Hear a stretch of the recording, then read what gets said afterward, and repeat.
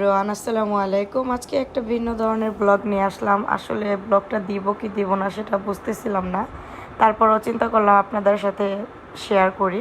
তো আজকে আমরা চলে এসেছি ঝিলমিল হাসপাতালে। তো ফার্স্টে এসে আমরা একটা কেবিন বুকিং করে নিলাম।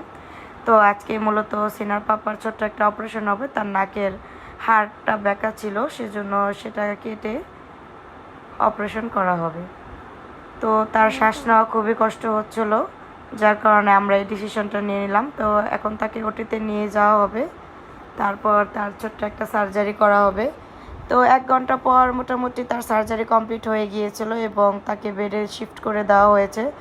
আলহামদুলিল্লাহ, তার অপারেশনটা পুরোই সাকসেসফুল হয়েছে। আসলে ছোট কিংবা বড় যেটাই হোক, অপারেশন তো অপারেশনই। একটা অপারেশন থিয়েটারে যাওয়া খুবই একটা রিস্কের ব্যাপার।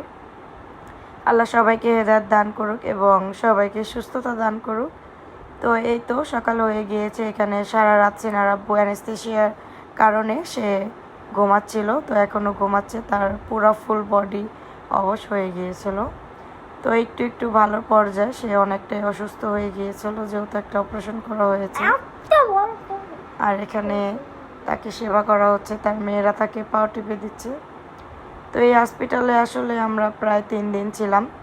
তো আমাদের পরিবারের সবাই এসেছিল সিনহার পাপাকে দেখার জন্য। এখানে আমরা মোটামুটি অনেকেই এসেছে, বোন, ভাই, বাপ, মা।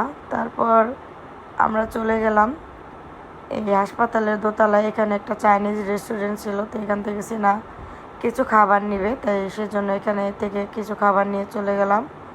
এখন আমরা যাচ্ছি আমাদের কেবিনে। তো হাসপাতালটা যেহেতু 5 তলায় ছিল আর রেস্টুরেন্টটা দোতলায় ছিল, তো এখানে বাচ্চাদের জন্য আমি একটু চিকেন ফ্রাইড রাইস এবং চিকেন ফ্রাই অর্ডার করেছিলাম।